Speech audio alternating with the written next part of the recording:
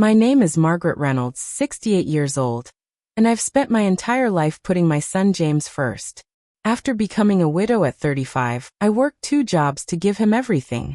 When James announced he was marrying Stephanie, I was overjoyed to welcome a daughter into our small family. But at their lavish wedding, I discovered just how invisible I'd become in my own son's life. Before I tell you how my own son's wedding broke my heart, let me know where you're watching from. Hit subscribe if you've ever felt invisible in your own family. Trust me, what happened next changed everything. James was always such a bright, curious boy. From the moment he was born, we had a special bond that only grew stronger through the years. His father Robert and I adored him, our miracle baby after years of trying. We were a tight-knit family of 3, living in our modest home in Allentown, Pennsylvania. Life wasn't extravagant, but it was filled with love and laughter. Everything changed when Robert died in a construction accident when James was just 10 years old. I still remember the police officers at my door, their hats in their hands, eyes downcast as they delivered the news that would shatter our world. Robert had fallen from scaffolding at the building site where he worked as a foreman. He was gone instantly, they said, as if that would somehow ease the pain. At 35, I found myself a widow with a young son to raise alone. The grief was overwhelming, but I couldn't allow myself to collapse. James needed me more than ever. Those first few months we moved through our days like ghosts, both of us trying to adjust to the enormous hole Robert had left in our lives. James would sit by the window each evening around the time his father should have been coming home from work. I'd find him there, waiting for the sound of a truck that would never again pull into our driveway. Financial reality hit hard and fast. Robert's life insurance barely covered the funeral and outstanding medical bills from his earlier back surgery. Our savings were minimal. I had been working part-time as a school secretary, but that wouldn't be enough to support us. Within weeks of the funeral, I took on a second job waitressing at Delaney's Diner, working evenings and weekends. My days became an endless cycle of work and more work. I'd drop James at school, work my secretary job until 3, rush home to check on James and prepare a quick dinner, then head to the diner for the evening shift. My wonderful neighbor Harriet would look in on him while I worked nights. On weekends I'd pick up extra shifts at the diner, leaving early mornings for grocery shopping and housework. There were nights I'd come home so exhausted I could barely climb the stairs.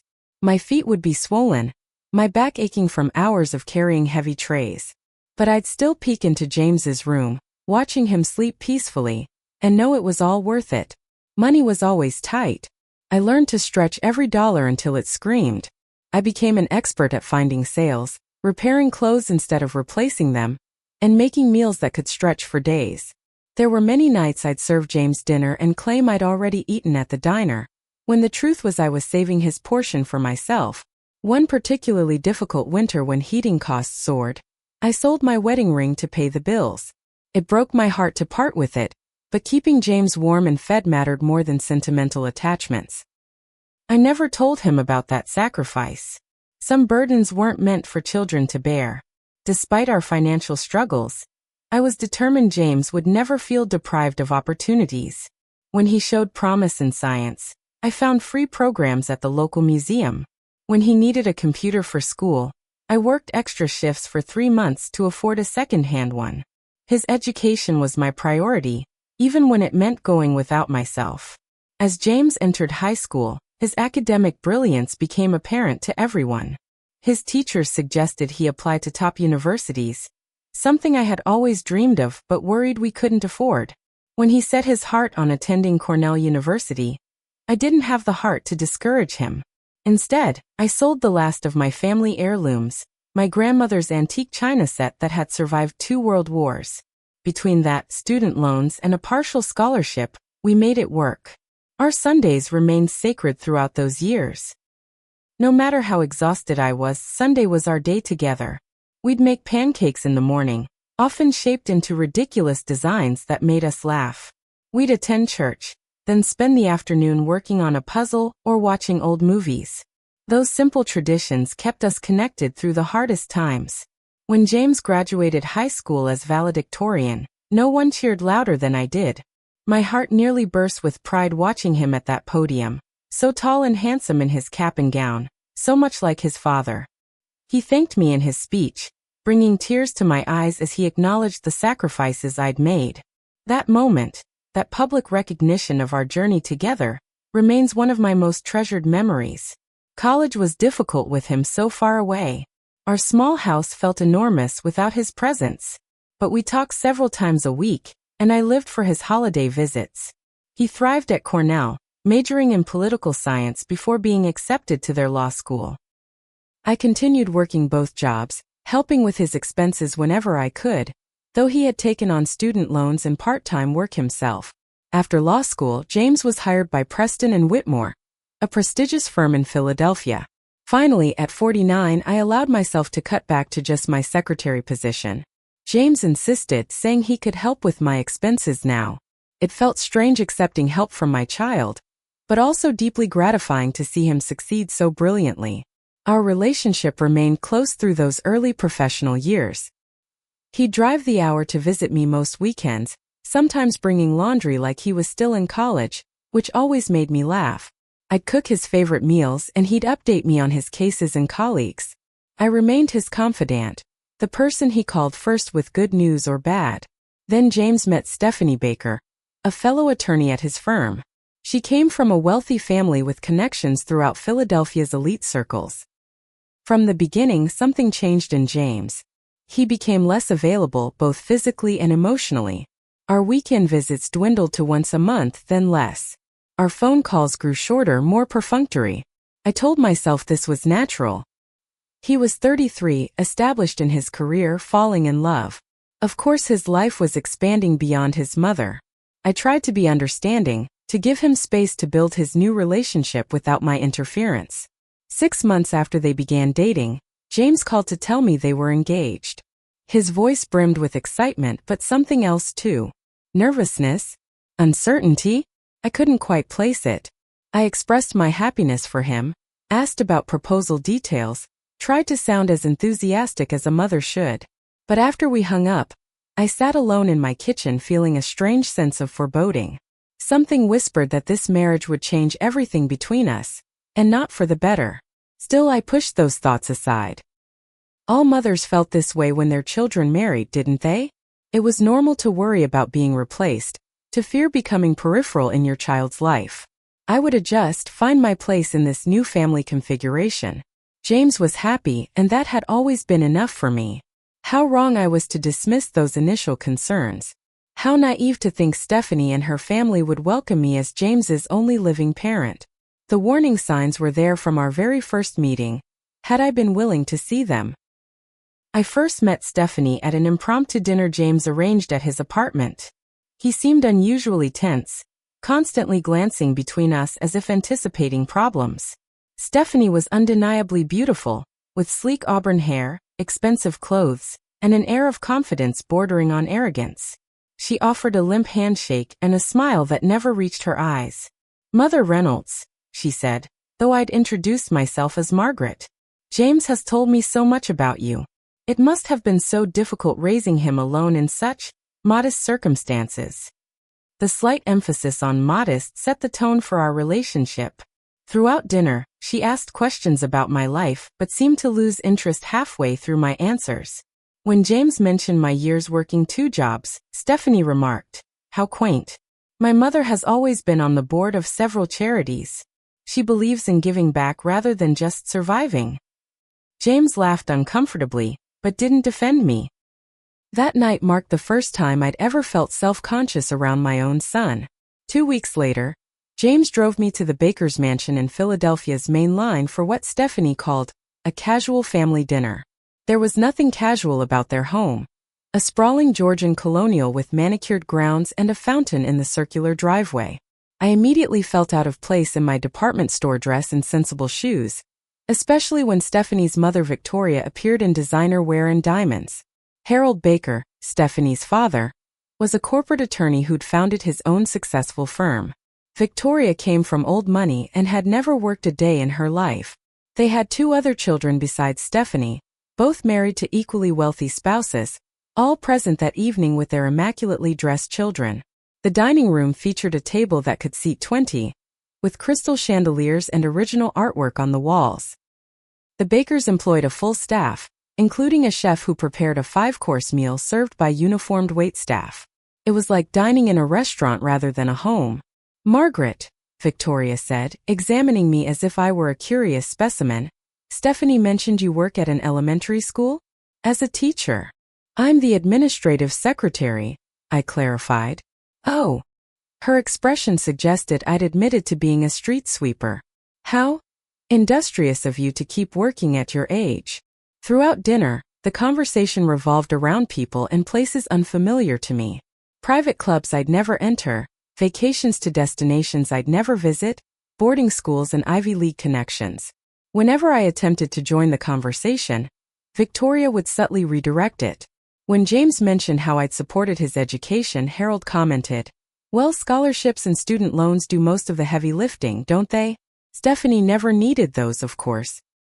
We believe in providing fully for our children's futures." The implied comparison was clear, as was the message. James had succeeded despite his background, not because of it.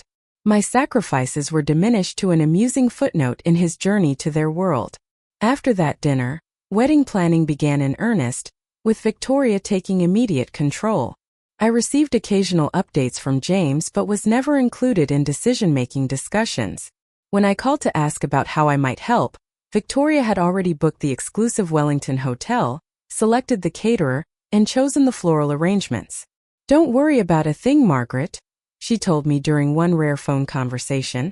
"I've been planning Stephanie's wedding since she was a little girl.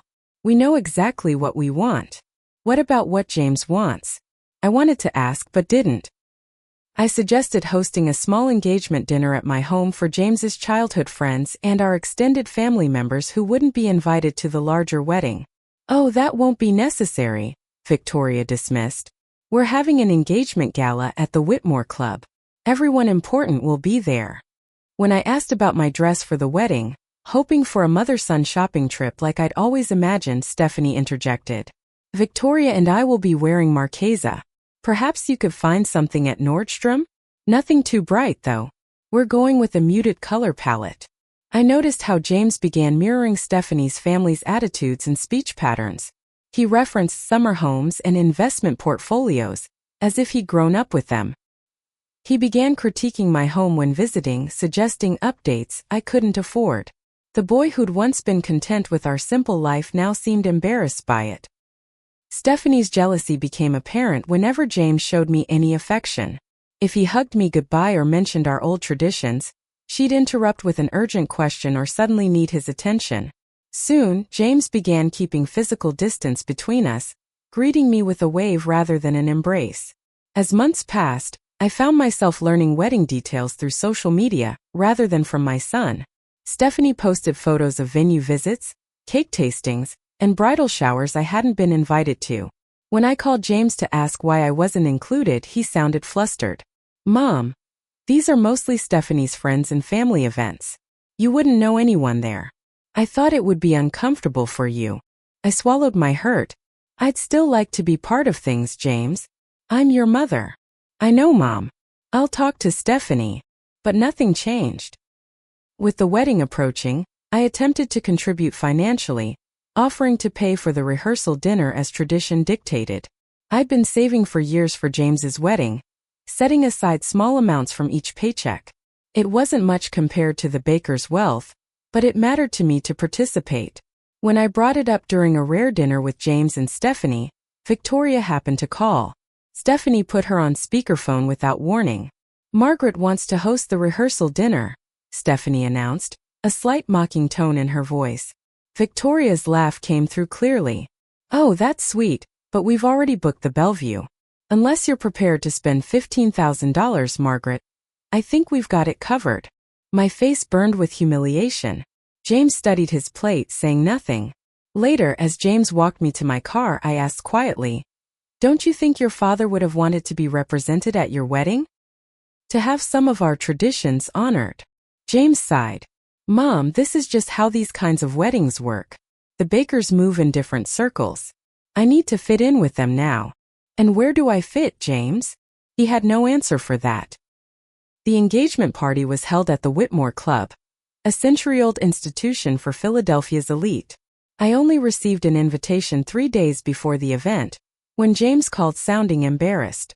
"Mom, I just realized you didn't get an invitation to the engagement party this Saturday." There must have been a mix-up with Stephanie's mother's assistant, who handled the guest list. I knew there was no mix-up. I'd been deliberately excluded until James noticed my absence from the RSVP list. Still, I accepted the last-minute invitation graciously. The party was a glittering affair with over 200 guests, most complete strangers to me. I wore my best dress, a navy blue sheath I'd purchased for a school principal's retirement party years ago. Among the designer gowns and custom tuxedos, I felt painfully conspicuous. I stood alone for most of the evening, nursing a single glass of champagne. James was constantly surrounded by Stephanie's friends and colleagues. When he did make his way to me, our conversation lasted barely 2 minutes before Victoria swooped in. "James, darling, the Harringtons just arrived. They're dying to hear about your promotion." He was whisked away without protest, throwing an apologetic glance over his shoulder. I spent the remainder of the evening watching from a distance as my son charmed his new social circle, feeling like an uninvited spectator rather than the mother of the groom. The rehearsal dinner proved even more painful. Despite being a traditional event hosted by the groom's family, the Bakers had taken over completely. I arrived at the Bellevue to find a formal seating arrangement. My place card was at table 12, far from the main table where James, Stephanie, and her entire extended family were seated. My table mates were James's elderly great-aunt Patricia, whom he hadn't seen in years, 2 distant cousins from my late husband's side, and several junior associates from James's firm. We were positioned so far from the main table that I could barely see my son throughout the evening. During dinner, I excused myself to visit the ladies' room. As I approached, I heard Stephanie's voice from inside. "Can you believe that dress? JCPenney clearance rack, I swear. Mom nearly had a fit when she saw it." Another voice, presumably her sister Amanda, replied, "Well, what did you expect? It's not like she shops at Neiman Marcus on a school secretary's salary. I just hope she finds something less embarrassing for tomorrow. Those photos will be everywhere." I froze, my hand on the door, heart pounding. I'd spent nearly a month's salary on that dress, thinking it elegant and appropriate. To hear it dismissed so cruelly made me question my every choice. I waited until they left before entering, then spent several minutes composing myself before returning to my distant table.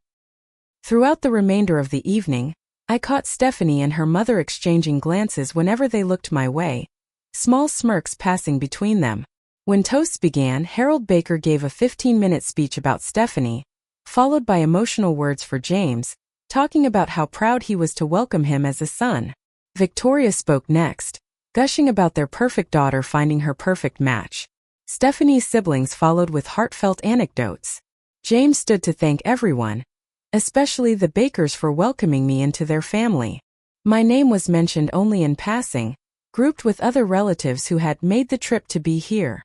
No acknowledgement of my role in raising him alone, no special recognition as his only living parent. After the formal toasts, Victoria clinked her glass again. "Tomorrow, James officially becomes a Baker man. But tonight, we'd like to present him with something special." She produced an antique pocket watch, explaining it had belonged to Harold's father and grandfather. "We want you to carry this tomorrow, James. Consider it your official induction into the Baker family legacy." James accepted it reverently, visibly moved. I sat silently, thinking of the handkerchief I'd embroidered with his initials and his father's, intended for him to carry as Robert had carried his father's handkerchief at our wedding. I'd mentioned this tradition to James months ago, and he'd seemed touched by the idea. After the dinner concluded, I approached James, hoping for a few private moments. He was surrounded by Stephanie's college friends. Last night of freedom and all that. "I see. Well, I have something for you." I handed him a small box containing the handkerchief. "Your father carried his father's handkerchief at our wedding. I thought you might want to continue the tradition." James opened the box, looking genuinely touched for a moment before Stephanie appeared at his side. "There you are. Everyone's waiting." She glanced at the handkerchief. "What's that?" "Just something from Mom. A handkerchief from my dad's side." Stephanie frowned slightly. "Oh, but you're carrying Harold's pocket watch, remember? It won't look right to have a handkerchief too. Right, of course. James closed the box, handing it back to me. Thanks anyway, Mom. It's a nice thought. I accepted the returned box, feeling the last connection to Robert's memory in our son's wedding severed. Of course. You should get back to your friends. You're welcome to join us, he offered insincerely, both of us knowing I wouldn't fit in with the boisterous young crowd. No, thank you. I should rest before tomorrow. He gave me a quick, perfunctory hug. See you at the church. I watched him return to Stephanie's side, immediately reabsorbed into her world where I had no place. Driving back to my hotel alone, I still hoped tomorrow would be different. Surely on the actual wedding day, I would be acknowledged as an important part of James's life. Mothers of grooms had certain traditional roles, after all. I woke early the next morning, excited despite my concerns. I'd arranged for my hair to be done at the hotel salon, wanting to look my best. I'd chosen not to stay at the Wellington where the wedding party was housed, knowing the rates were far beyond my budget. While having my hair styled, I received a text from James letting me know the wedding party was having a champagne breakfast in the hotel's rooftop restaurant. The message ended with "See you at the church," making it clear I wasn't invited to this pre-wedding gathering either. I dressed carefully in my new outfit, a pale blue dress and jacket I'd had altered to fit perfectly. I'd spent more than I should have, but this was my only child's wedding day. If ever there was an occasion to splurge, this was it. Looking at my reflection, I saw a woman who had aged gracefully, if not without signs of her hard life. My hair had gone silver years ago, but the stylist had arranged it elegantly. My makeup was subtle but flattering. I looked like what I was, a proud mother on her son's wedding day. If only I'd known how that pride would turn to pain in the hours to come. I arrived at St. Matthew's Cathedral an hour before the ceremony. As instructed in the detailed itinerary Victoria's assistant had emailed all guests. The historic church was already buzzing with activity. Florists arranged elaborate displays of white roses and hydrangeas, photographers tested lighting, and the wedding planner darted about with her clipboard. I approached the planner, a brisk woman named Catherine who wore a headset and carried multiple phones. Hello, I'm Margaret Reynolds, James's mother. She glanced at her clipboard without real interest. Right. Mrs. Reynolds. The bridal party is getting ready in the porter room. The groom and groomsmen are in the library. May I see my son before the ceremony? Catherine frowned slightly. They're taking photos now, and then there's the father-son moment with Mr. Baker. Perhaps you could wait in the side chapel until the formal family photos after the ceremony. I was being directed to wait alone while the real family shared pre-wedding moments. Still, I nodded politely and found my way to the small side chapel, where I sat in silence for over an hour. Eventually, an assistant photographer appeared. Mrs. Reynolds, we're ready for your photos with James. I was led to the church garden where James stood in his tuxedo, looking handsome and nervous. Stephanie and her parents had just finished their photos and were reviewing them with the main photographer. Victoria gave me a cursory nod. Mom, you look nice, James said, giving me a quick hug. The photographer positioned us for a few standard poses, nothing like the extensive, creatively arranged shots I just witnessed with the Bakers. We took perhaps 5 photos total before the photographer declared, "That should do it." James checked his watch. I should get back inside. Stephanie's dad wants to talk before the ceremony. And he was gone, leaving me standing alone in the garden. No private moment between mother and son, no meaningful words exchanged on this milestone day. The ceremony itself was beautiful, if impersonal. I watched from the front row as my son married into a family that had already begun to erase me from his life. When the minister asked who gives this woman in marriage, Harold's voice rang out confidently. When James recited his vows, he thanked the Bakers for welcoming him into their family.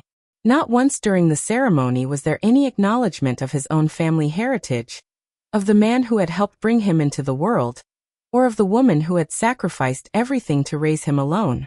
At the reception in the Wellington Hotel's grand ballroom, I discovered I wasn't seated at the family table.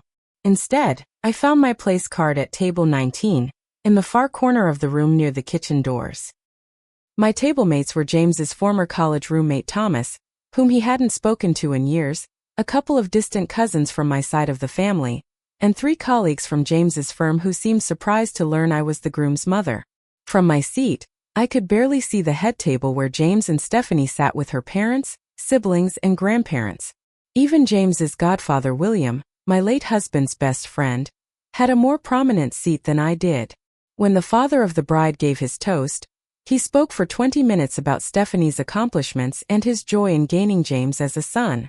When Stephanie's mother spoke, she welcomed James into our family circle, as if he had no family of his own. James's best man, a colleague from the firm, told amusing stories of their professional adventures. No one invited me to speak. There was no mother-son dance. None of the traditional acknowledgments of the groom's family were observed. As dinner service began, I watched the head table and surrounding tables being served first, followed by a systematic progression through the room. My table was quite literally the last to receive attention. By the time the servers reached us, the kitchen was running out of the prime rib that had been served to earlier tables. "We're down to the end of the roast, ma'am," the server apologized quietly as he placed a small, overcooked end piece on my plate. The vegetables were lukewarm, the potato puree cold and congealed. While guests at other tables enjoyed generous portions of perfectly cooked food, we received what were unmistakably leftovers. I was cutting my tough piece of meat when Stephanie appeared beside our table, champagne glass in hand. She surveyed our plates with a smirk. "Everything satisfactory, Margaret?" she asked, her voice syrupy sweet. "The venue is lovely," I replied diplomatically. She glanced pointedly at my clearly inferior meal. "Sorry about the food situation. Kitchen timing, you know. But I don't mind since you've always been the quiet kind." A few of her bridesmaids standing nearby tittered with laughter. Thomas looked embarrassed for me, while the others at the table suddenly became very interested in their plates. Stephanie leaned closer, her voice low but perfectly audible to everyone at the table. "James tells me you're used to making do with less. A valuable life skill, I suppose." With that parting shot, she glided away to rejoin the celebration, leaving me sitting in stunned silence, my face burning with humiliation. I looked across the room toward my son, hoping to catch his eye, to see some recognition of my presence. But he was deep in conversation with Harold, laughing at something his new father-in-law had said, completely oblivious to what had just transpired. In that moment, watching the cold food congeal on my plate, hearing the echo of Stephanie's condescending words, feeling the pitying glances from my table mates, something broke inside me. A lifetime of putting James first, of sacrificing my needs for his, of being the supportive, uncomplaining mother, suddenly felt not like love but like a terrible mistake. I had raised my son to be kind, to be respectful, to value family above all else. Yet here he was, allowing me to be treated as an afterthought, seated with strangers, served cold leftovers, while he embraced his new family and their values without a backward glance. Tears pricked my eyes, but I refused to let them fall. I had maintained my dignity through poverty, widowhood, and hardship. I would not lose it now, not in front of these people who had already judged me unworthy. I sat in silence, my food untouched, as the weight of realization settled heavily upon me. This was not a momentary oversight. This was the future James had chosen, one where I existed on the periphery of his life, tolerated rather than treasured. A reminder of humble beginnings he seemed increasingly eager to forget. I stared at my plate of cold food, unable to take another bite. Around me the celebration continued in full swing, music playing, guests laughing, champagne flowing. From my isolated corner, it all seemed to be happening in another world, one I could observe but not join. As I sat there, memories flooded my mind. James as a toddler, taking his first steps toward me, his face alight with triumph. James at 10, sobbing in my arms after his father's funeral, whispering that we still had each other.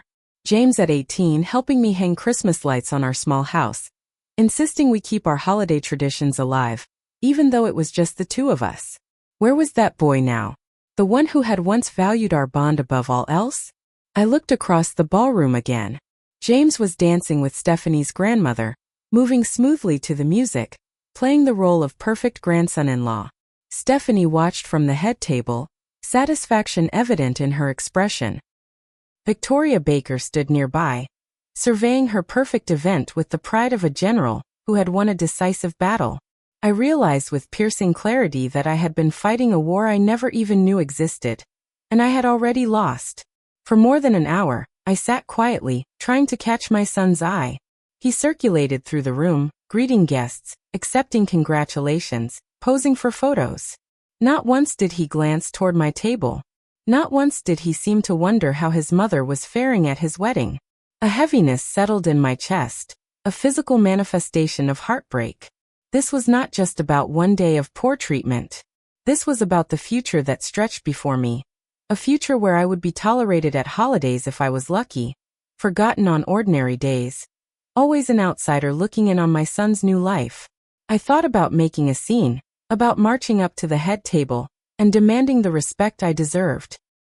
I imagined the shock on Victoria's face, the embarrassment on James's, the vindictive anger that would surely follow from Stephanie. And then what? Would it change anything fundamental? Or would it simply confirm their opinion of me as unsophisticated, emotional, inappropriate? No. If these last months had taught me anything, it was that I could not force my way into their world. More importantly, I no longer wanted to. I had spent 33 years putting James first. Perhaps it was finally time to put myself first. With a strange sense of calm, I slowly gathered my purse and the small gift I had brought. A framed photo of James as a boy with his father and me, our last family photo before Robert died. I had wrapped it beautifully, hoping it might find a place in their new home. A reminder of where James came from. Now I knew it would likely be relegated to a closet, an embarrassing relic of a past he seemed eager to leave behind. I stood up quietly, smoothing my dress. No one at my table noticed, engrossed as they were in conversation about the firm's recent big case. I took one last look at my son, trying to imprint his image in my memory. He was smiling, radiant in his happiness, surrounded by his new family. "Goodbye, James," I whispered, though he was far too distant to hear. I made my way toward the exit, passing tables of revelers who paid me no attention. Near the door, a young server noticed me leaving and approached. "Are you all right, ma'am? Can I help you with anything?" His kindness nearly broke my composure. "No, thank you. I'm just heading out a bit early." He frowned slightly. "The cake cutting isn't for another hour, and then the bouquet toss. Are you sure you want to miss it?" "I'm sure." I managed a smile. "Would you do me a favor? If anyone asks about me, and I doubt they will, please don't mention that I've left. I wouldn't want to disrupt the celebration." He looked concerned but nodded. "Of course, ma'am." I stepped out into the hotel corridor, the sounds of the reception fading behind me. The contrast was stark, moving from noise to silence, from crowd to solitude. It felt like the physical manifestation of what had been happening emotionally for months, my slow fade from James's life. The drive home was surreal. I moved through traffic on autopilot, my mind replaying scenes from the day, from the months of planning, from the years of raising James. Where had I gone wrong? Had I loved too much, sacrificed too completely, failed to teach him the true meaning of family? Or was this simply the natural order of things? Children growing up in a way, forming new attachments that superseded the old? Perhaps. But the coldness, the deliberate exclusion, the subtle humiliations, those were not natural or necessary.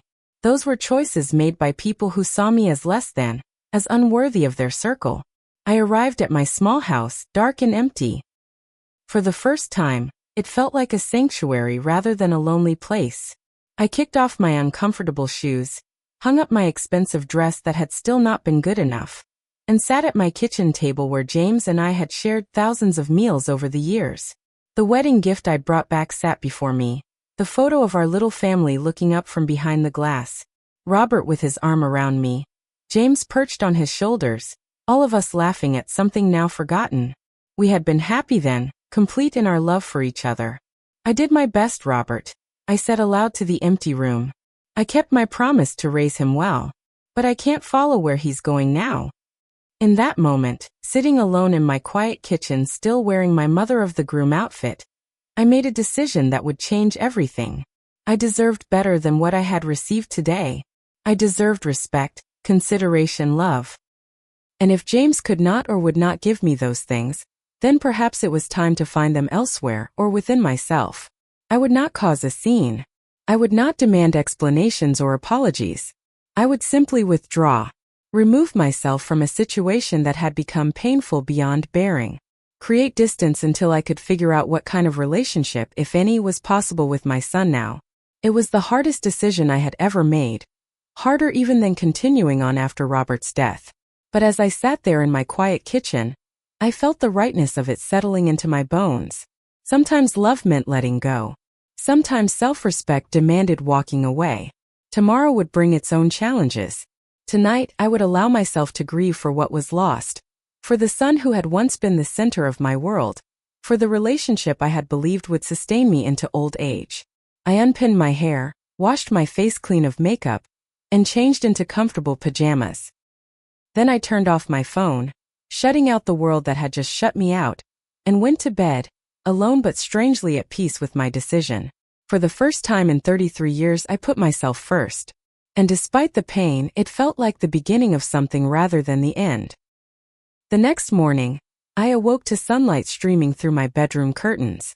For a moment, I forgot everything that had happened, experiencing that brief, blessed amnesia that sometimes follows sleep. Then reality crashed back, bringing with it the memories of the wedding, the humiliation, my solitary departure. I reached for my phone out of habit, then remembered I had turned it off. Part of me wanted to check it immediately, to see if James had noticed my absence, if anyone had tried to contact me. But another part, a stronger part, resisted. I needed time to think, to process, to decide what came next. I made coffee and toast, going through the motions of my normal morning routine while my mind worked through the implications of what I had done. Walking away from my son's wedding reception without a word was not something I had ever imagined myself doing. I had always been the reliable one, the steadfast mother who remained present no matter what. Around noon, my resolve weakened and I turned on my phone. It immediately began buzzing with notifications.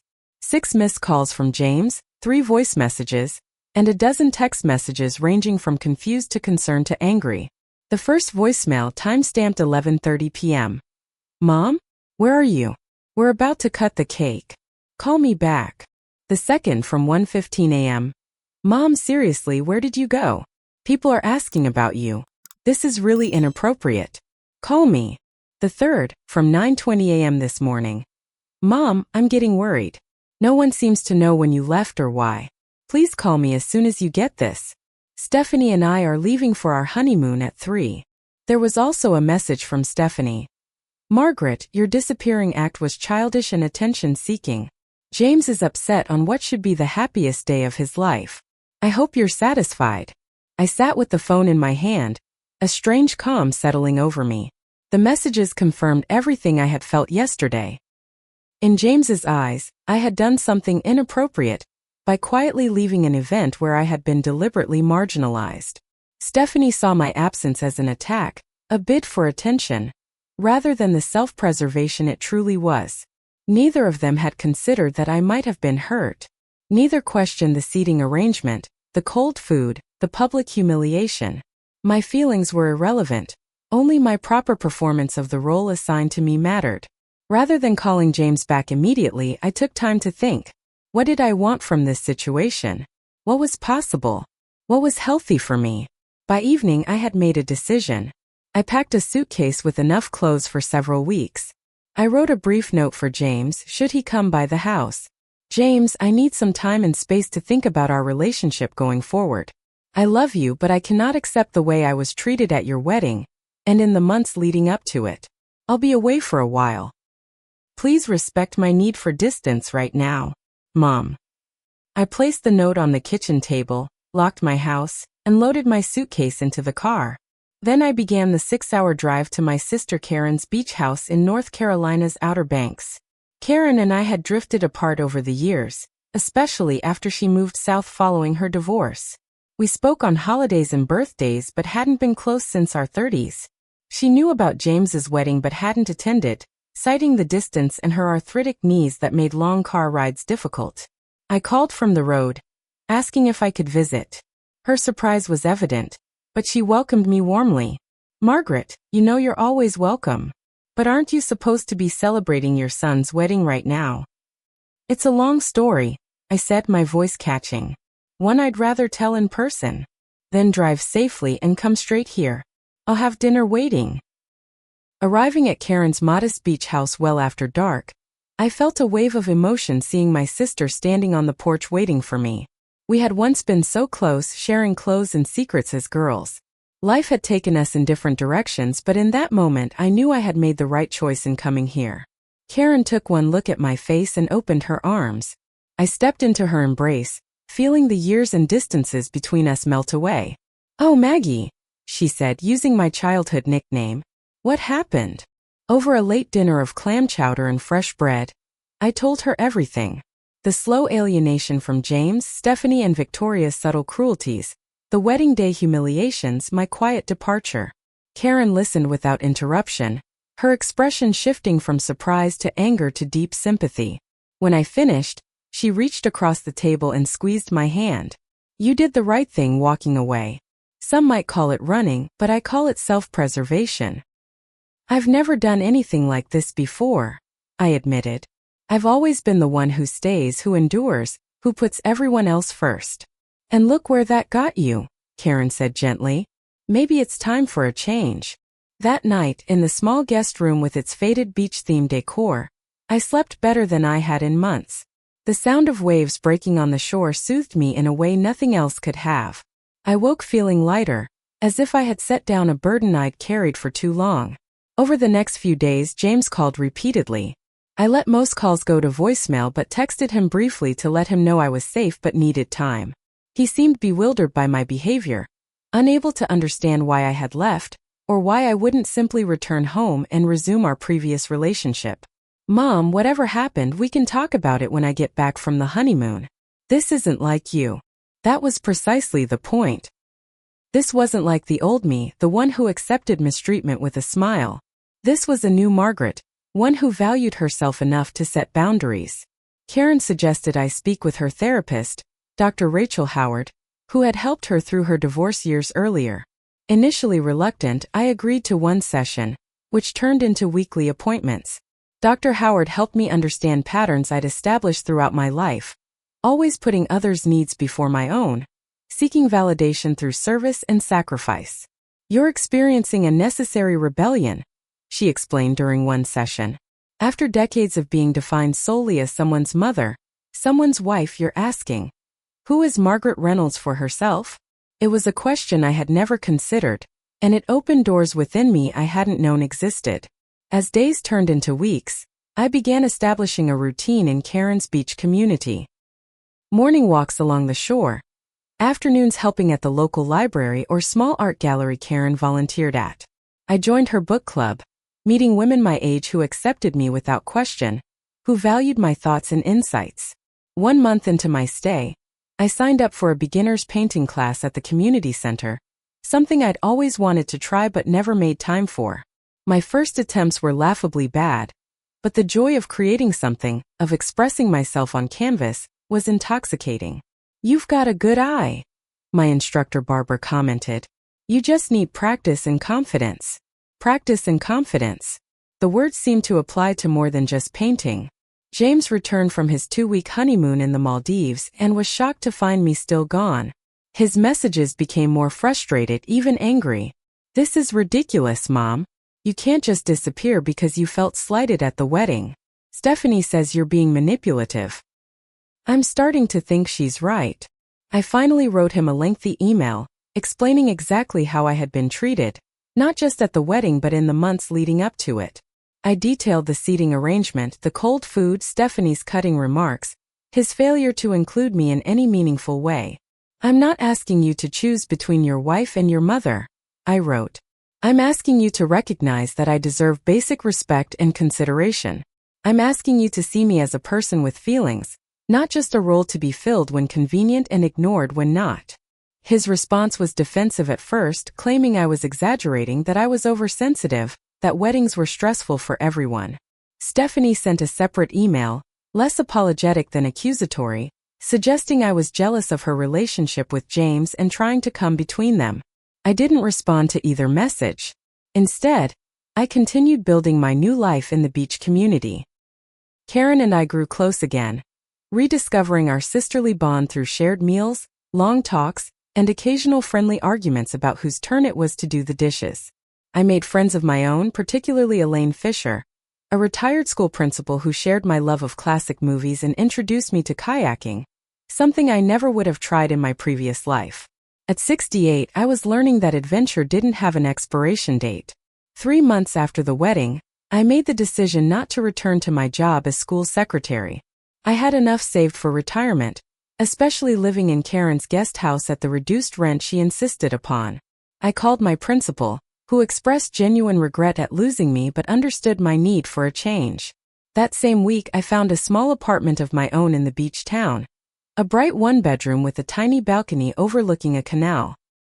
Karen helped me move in, and my new friends threw a housewarming party complete with mismatched kitchen items and handmade artwork for my walls.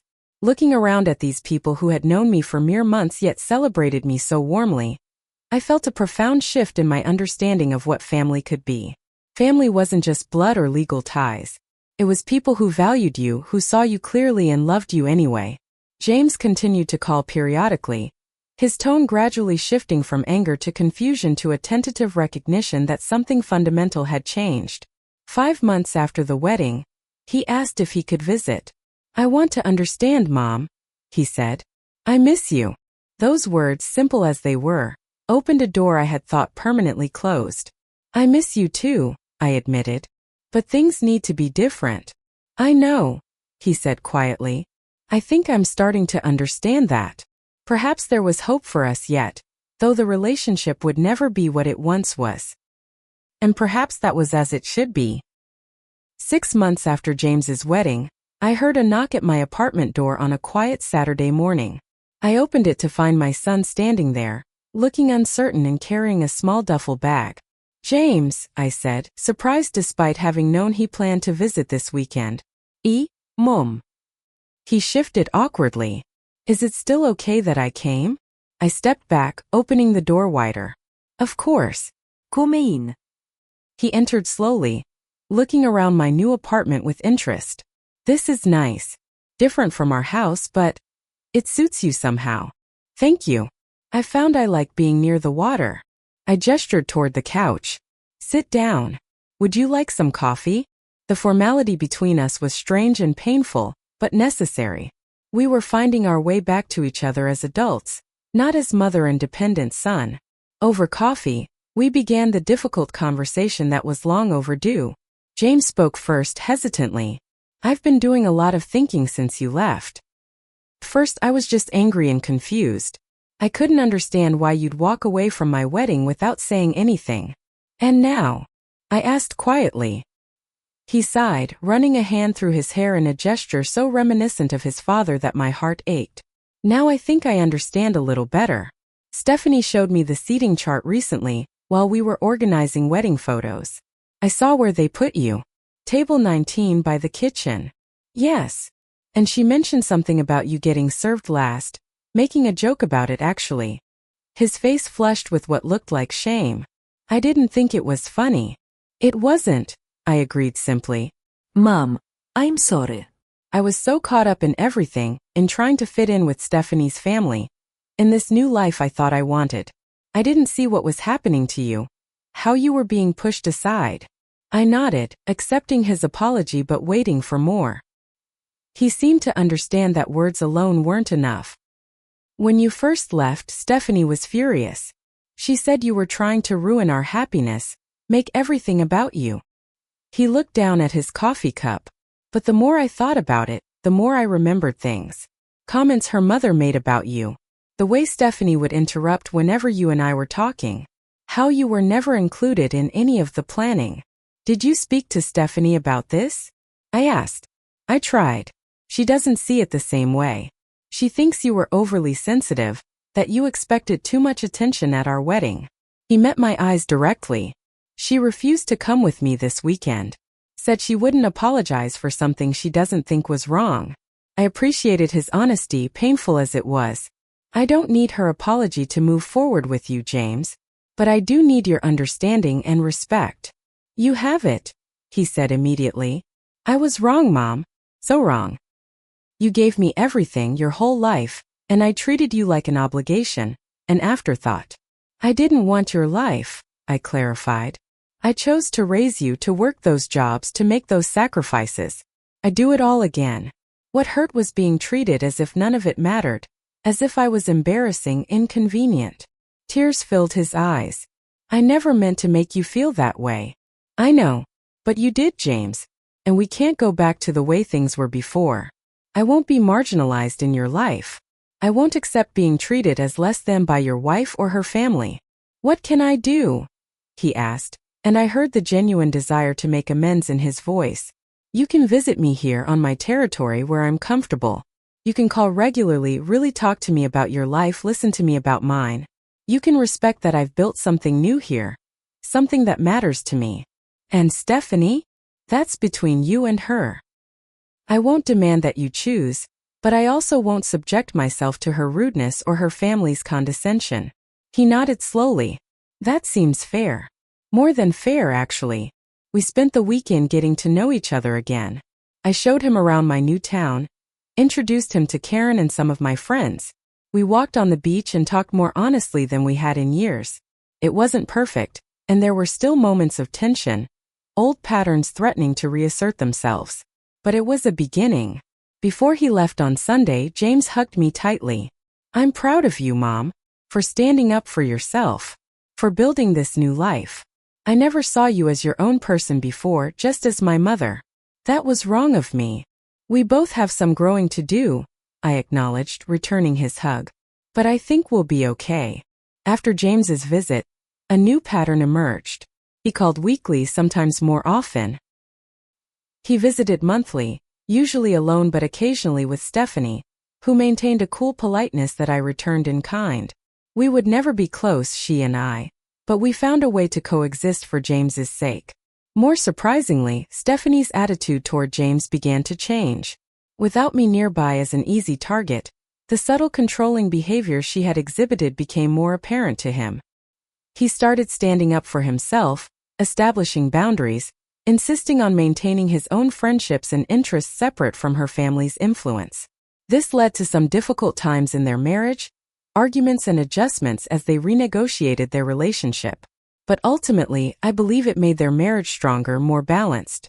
James learned from my example that self-respect was not selfish but necessary. As for me, I continued building my life in my beach community.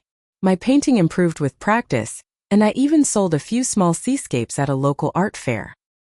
I volunteered regularly at the library, joined a walking group, and took a part-time job at Elaine's bookstore, more for the joy of discussing books with customers than for the modest paycheck. Karen and I remained close, our renewed relationship one of the unexpected gifts of this difficult time.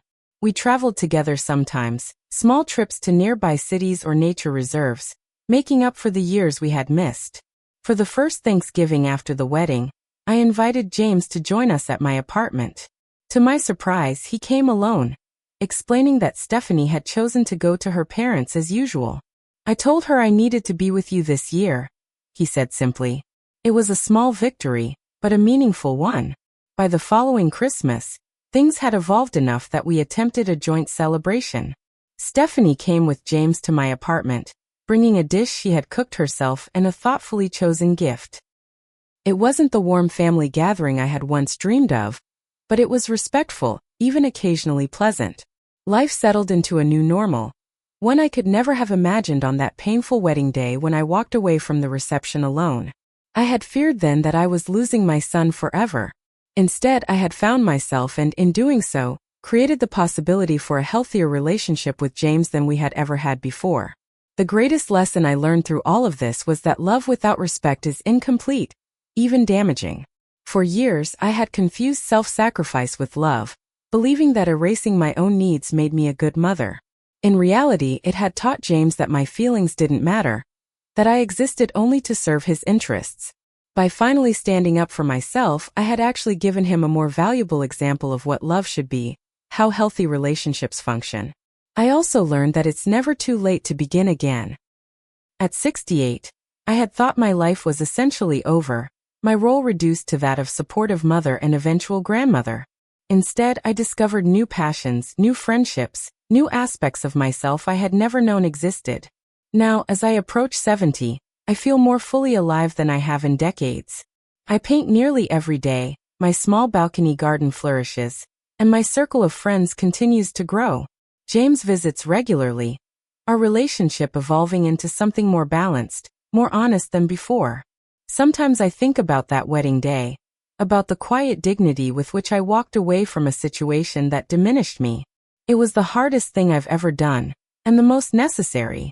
In leaving without drama or confrontation, I maintained my self-respect while offering James the opportunity to recognize what had been lost. True family, I've come to believe, is built on mutual respect and consideration. It acknowledges each person's inherent value, not just their usefulness or convenience. Sometimes, paradoxically, we need to step away from those we love most in order to teach them how to love us properly. Have you ever had to walk away from someone you loved for your own self-respect? Or stood up for yourself when it would have been easier to stay silent? Leave a comment below and share your experience.